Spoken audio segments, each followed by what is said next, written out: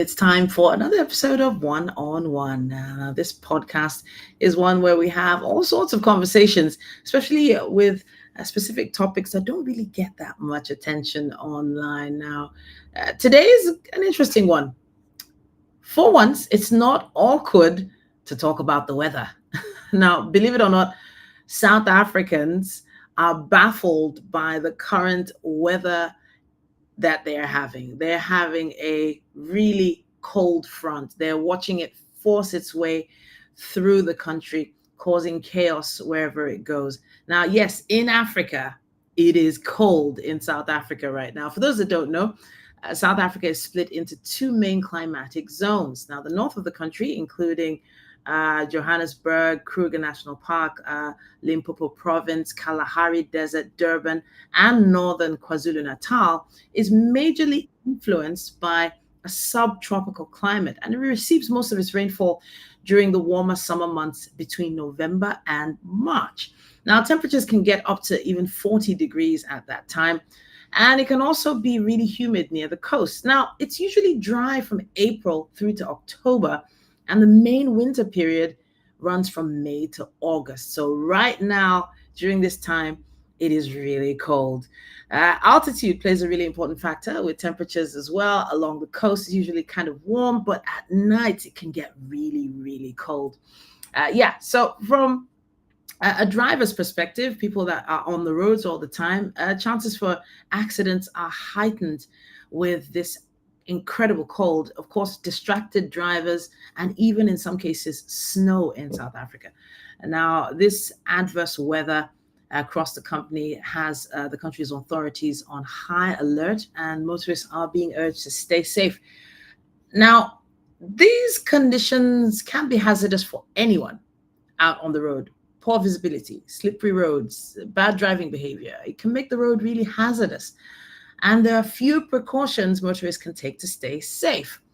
But the issue is, have you checked what sort of weather damage your insurance policy actually covers to make sure you're covered, so that even if anything happens, you don't have to worry about financial strain if, for instance, God forbid, an accident were to happen. Now, today on One-on-One, we speak with John Wessels. He's an actuarial and data science manager at Blink by My Way. Now, he can offer a lot more insight to this, I have to say. And I'm going to be bringing him in right now. Hello, John. Hi there. Thanks very much for having me. How's it going over there? Where exactly are you in South Africa? I'm in Johannesburg at the moment. It is quite chilly here, as you can tell from my puffy jacket. Thankfully, we haven't had the terrible storms and wind like in Cape Town, but it has been chilly, and you never know, there might be snow in the Berg at some stage.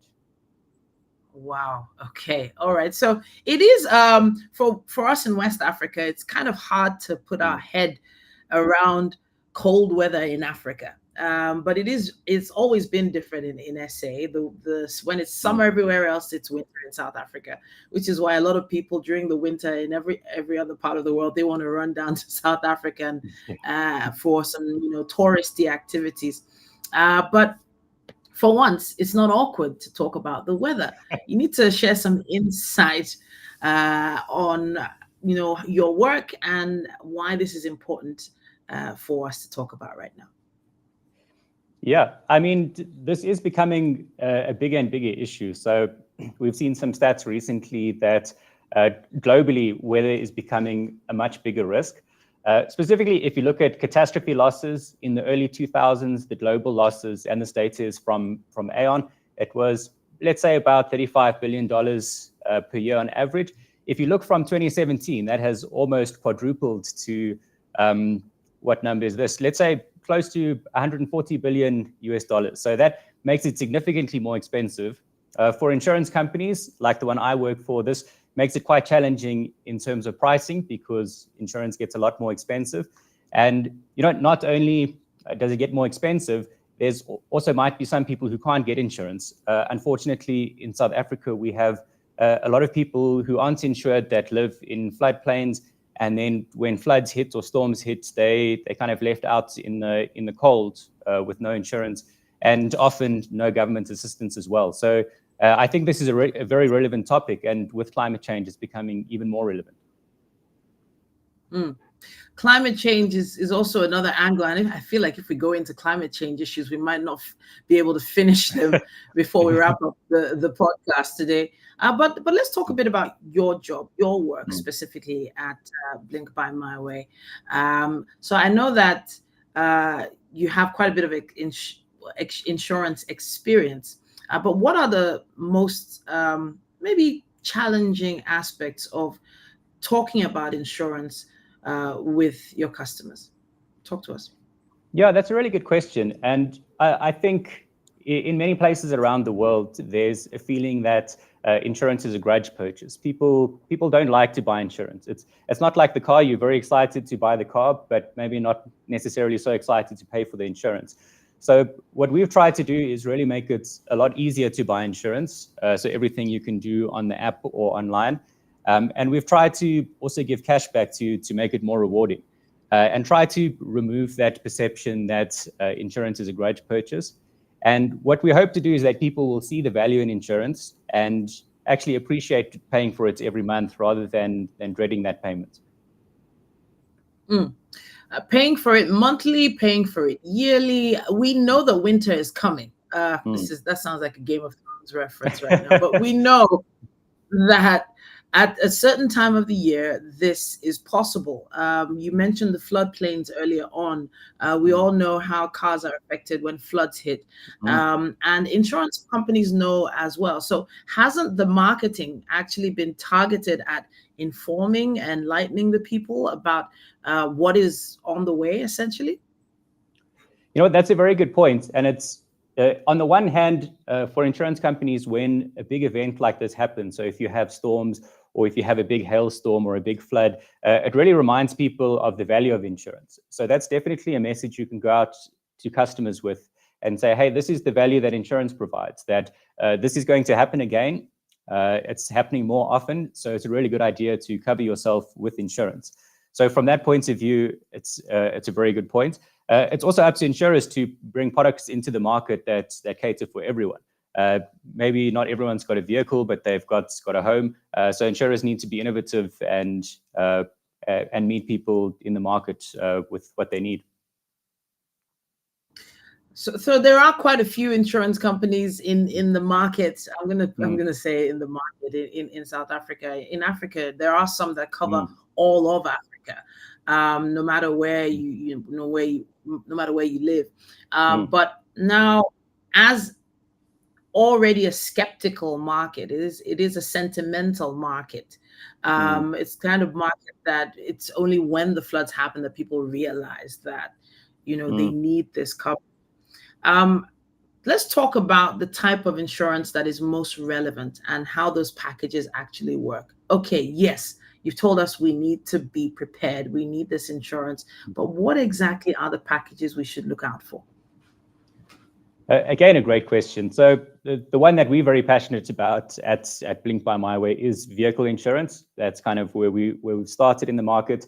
And that tends to be people's, or a lot of people's, most expensive asset. So if something happens in a flood or a hailstorm, or even if you're just in an accident because it's raining and the roads are slippery, you want to make sure that you're covered.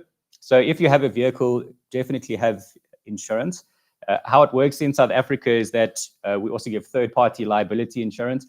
So if I crash into someone else, then I'll be covered for that damage as well. I'm not sure if it works the same in Nigeria. I'm sure different countries are different. So that's on the motor side. And then people must also remember their properties. So what if floods and storms often hit properties quite badly, especially low-lying properties? They might completely flood and have a lot of damage. You might get roof leaks that cause big issues with ceilings and so on. Hailstorms can really destroy roofs and windows and all sorts. So it's very important to have cover against what we call acts of nature. Some insurance companies might call it acts of God or weather and elements cover, but it's a very important cover to have and becoming more important. All right, I'm thinking at this particular time, especially in winter, there's a surge in claims. Especially you talked about the floodplains earlier on. What is it that insurance companies like yours are doing to sort of how have they been affected? Let me put it that way. Have they been affected by this surge in claims? Is it something you're all prepared for, or is it something that you sort of work against by making sure that you've also got coverage or also got protection against? Yeah, again, a very good question. And some of your listeners might not know about reinsurance. So reinsurance is when an insurance company buys insurance cover. So what would happen if there's a catastrophe event and there's a huge flood and we make significant losses, then we can claim from a reinsurance company to protect ourselves from that loss. So that's one thing. What has been happening, because these events have become so much more prominent, what has been happening is that the reinsurers are starting to charge higher and higher premiums, which makes it more difficult to buy reinsurance. And also what we have to do, and this is a key role of an actuary in an insurance company, is you have to make sure that you're holding enough money in the bank account, so enough capital that you can cover anything that comes your way.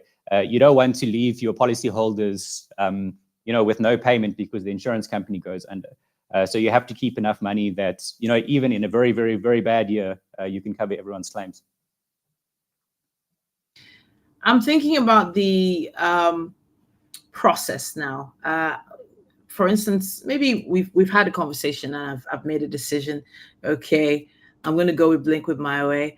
I'm going to get some coverage. What is the conversation like? What is the first thing you ask your client to consider before actually signing the dotted line? Yeah, so we believe in being digital and being easy.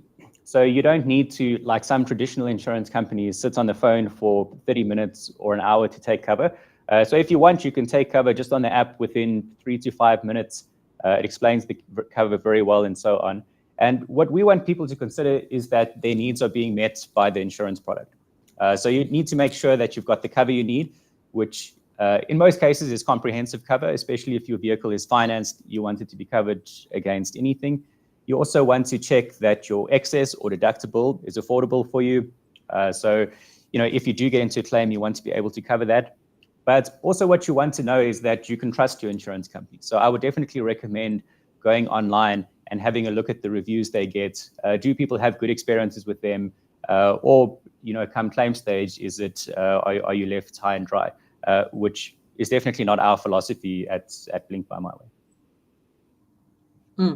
I'm thinking about the long-term implications for policyholders in terms of premiums, coverage, and of course, the almighty processing time of these claims.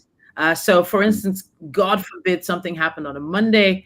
How soon are we looking to get those claims sorted out? Yeah, very quickly. And being digitally enabled really helps with that as well. So what we are able to do for smaller claims, like if your windscreen gets broken or chipped, that can literally be fixed within a day, approved within hours, and then someone can drive to you and you can repair it. And then other types of claims, there's lots of processes. So when you get into an accident, maybe your vehicle needs to be towed somewhere, or maybe you can drive it home, but it needs to be assessed to see the damage. What we do via the app is that you can send pictures to assess the vehicle. It's a digital process, so that helps save time.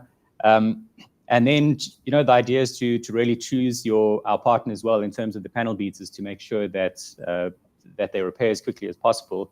An interesting thing related to the weather is often when you have a big hailstorm or something like that, there's quite a big backlog of vehicles that need to be repaired by the repairer, so people might end up taking a bit longer.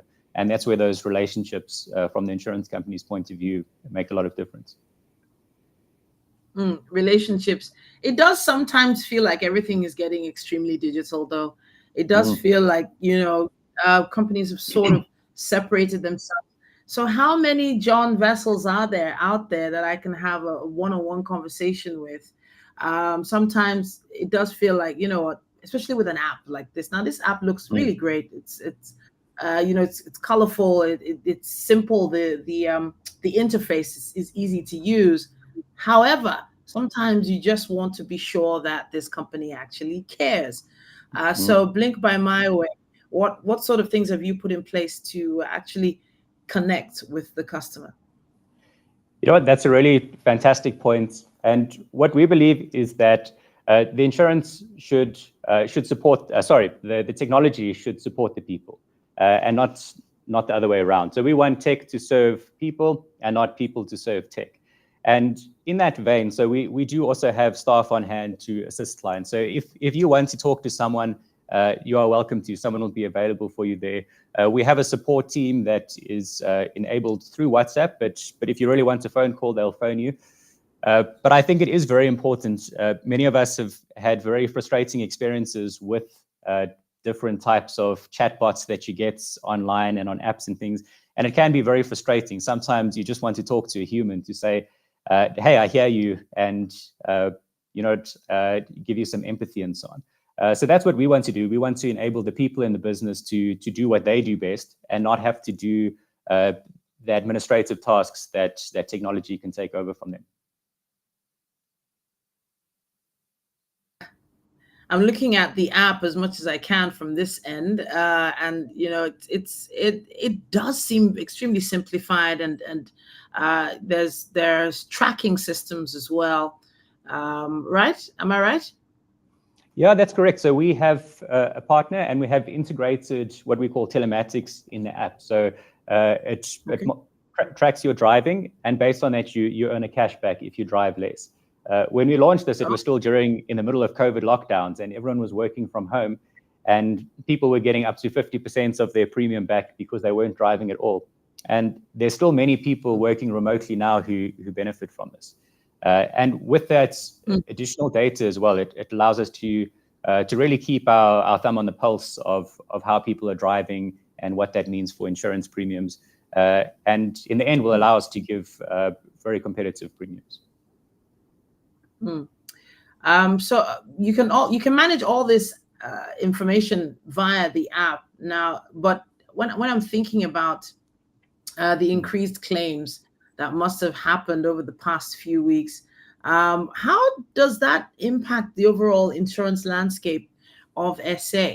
Are there any maybe immediate or long-term implications of increased claims in that area? Yeah, and we've already seen in the last few years insurance premiums increasing to cover these additional risks. And it's not only that, it's also the global cost of living crisis with inflation rates soaring. A lot of parts are imported as well. So if your currency depreciates, like the South African rand did recently, then your claims become more expensive. So it's been very challenging for insurance companies to keep their rates competitive with all of these external forces. So what we really try to do is save costs where we can so that we can still keep our premiums competitive. Everyone's under pressure, so they don't want to pay more for insurance, and that really poses a challenge for insurance companies to be able to react to that, to give them affordable products that are still very high quality. All right. Is there any role that the government can play at this point? Is there any role that the government can play? And of course, insurance, what can they do to sort of mitigate the impact of such events really affecting the public and affecting the economy the way it could happen if not curtailed? Yeah, that's a very important point. And in 2022, we saw very bad flooding in KwaZulu Natal, so around the Durban area, where many people like to go on a summer holiday. And there was very bad flooding. And what made it even worse is that the infrastructure wasn't being maintained. So what that meant is that the normal drainage systems weren't working as they should, and many houses flood that probably shouldn't have. What also happened is that the sewer systems were overwhelmed, and that caused a lot of issues as well. So from the government's perspective, I think just maintaining the infrastructure that is there is very key. I know other insurance companies in the same group as Blink by My Way do have some initiatives to assist in that regard, and to even have, for example, like fire trucks in areas that are high fire risks that are sponsored by the insurance company. So there's something everyone can do. For insurance companies, I think infrastructure investment is difficult, but there are certainly things that they can do, and even individuals, in terms of making sure that the drainage around your home is good, that if there is a big flood, that it's got somewhere to drain and it won't go into your house and so on. So I think everyone shares some of the responsibility. We've had quite a bit of a challenge with this issue of sharing responsibility right here in Nigeria. Even just keeping the environment, the water pathways clean, even issues like plastic getting stuck in drainages and the like, causing the flooding. What you said just really connects with taking responsibility. But I want to touch a little bit on your job, Yeah. specifically, John. You are an actuary, right? Yes, that's Actuarial. correct. An Okay, actuary, so yes. actuary. Okay, all right. So what exactly is your job, and how does that work with what you do at InsureBlink? I know that it has something to do with calculations, something to do with risk. Just let me know, enlighten me. No, thanks. And I'm really glad you asked this question, because I'm quite passionate about actuarial science. I think it's a very good profession, especially for your listeners who might be mathematically inclined, or people they know who are mathematically inclined. But yes, in a nutshell, we use calculations, so maths and statistical techniques to manage risk. This can be used in a lot of different fields. So you get actuaries who work in life insurance. You get actuaries like myself who work in short-term insurance. You get ones who work in banking and in investments. So in short-term insurance, what we spend a lot of our time doing is calculating what premiums people should pay. And how we do that is we have quite big data sets going back many years of who was insured, who got into accidents, whose vehicles got stolen, and so on. And when that happens, how much does it cost? And what we do then is we use statistical techniques to go and analyze that data. And then we'll see, okay, young men tend to claim a lot, so they should pay more for the insurance. Once men get married, they tend to be a lot less risky. Once they have kids, they drive a lot more responsibly, so you can charge them a lower insurance premium. And then we also need to go look at all of the different vehicles. What do these parts cost and so on, and how much does it cost to repair it? So that's on the pricing side where I mainly work. But you also have actuaries, like I mentioned earlier, who spend a lot of time in what we call capital modeling. So they need to make sure that the company is holding enough capital so that they can cover everyone's claims, even if a really bad disaster happens. So if there's a huge hailstorm or a big earthquake or something like that, you need to have enough money to pay everything out. And at the insurance companies in Nigeria as well, I'm sure there's many actuaries there. Thank you so much for breaking that down. So in other words, if I had a joke somewhere in there about, the men and the risk, once they get married, they tend to be a lot more risk averse, and they take better care of themselves, so to speak. Yeah.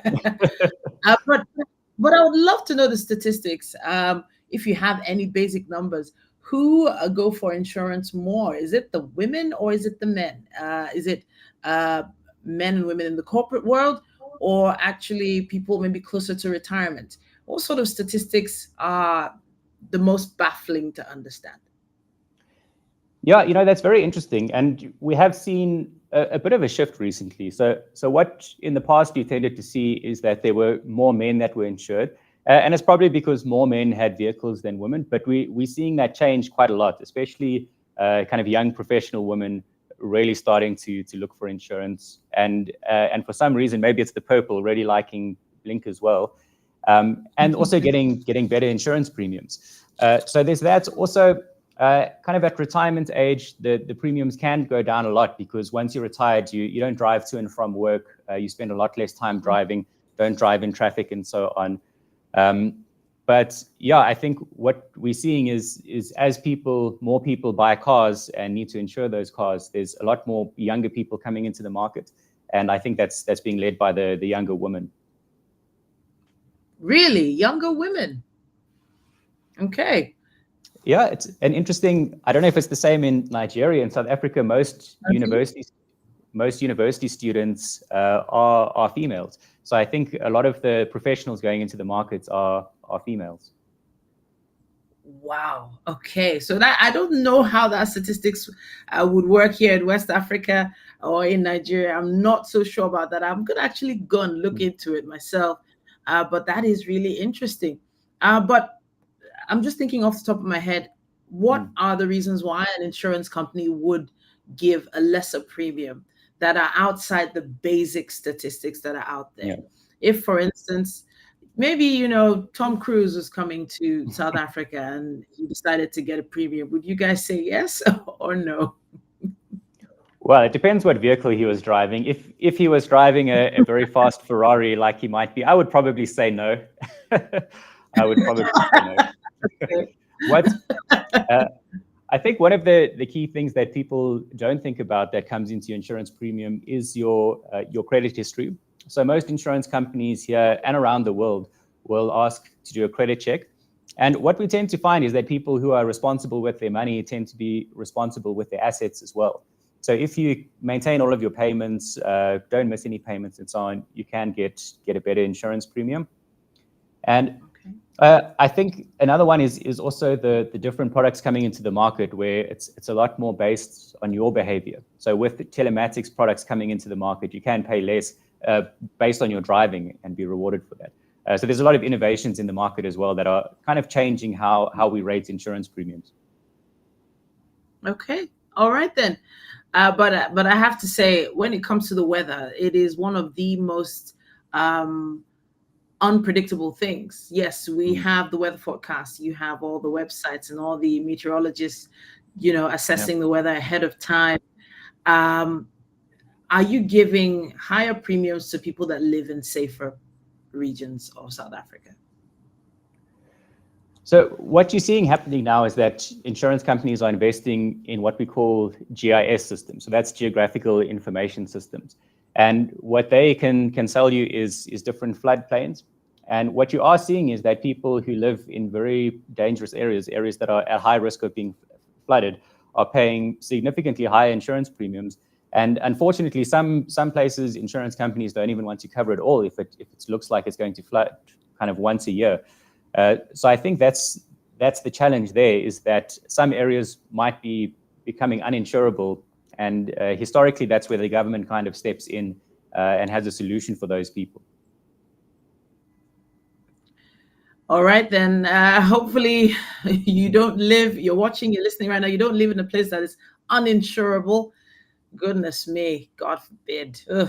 But I'm really pleased that we could break this down today. We are going to be watching the weather, the news. We're going to be looking out for ourselves, going to be our brother's keeper. But we're also going to be looking at the different offerings from Blink by My Way. If you're just tuning in now, we're on One, and John Wessels has been talking to us about the weather. Okay, he's actually been talking a bit about the current situation and, of course, insurance implications of the adverse weather conditions in South Africa. Thank you so much for taking our time to talk to us today. Cool. Thanks very much for having me on the show. I really appreciate it. All right, then. So have you prepared for the weather? That's the question. Have you actually prepared for the rainy day? Do you have the right coverage?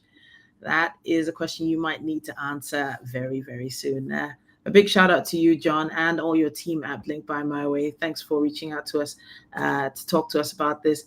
We will be connecting with you on LinkedIn. Hope that's okay. Great. Yeah, please do.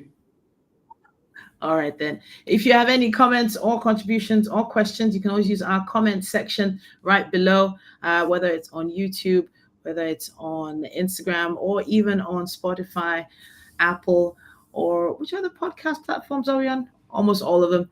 Anywhere you want to put your comments down, we'll see them and we'll do what we can to respond and get the questions to John and see if he can get them answered for you. All right, then, John, let me let you go. Thanks very much.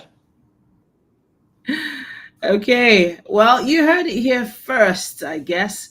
Right now, a lot of people don't realize what the weather is like in South Africa. It's, as I mentioned before we began, split into two main climatic zones. And during this particular period, it can get really, really cold, meaning it's made it a lot more difficult for people to drive on the roads. And since driving it's an important factor when planning for insurance for your vehicles, we've had John Wessels talk to us about the adverse weather conditions in SA and the implications when it comes to car insurance. All right, then. Until we come your way next time, have a great day.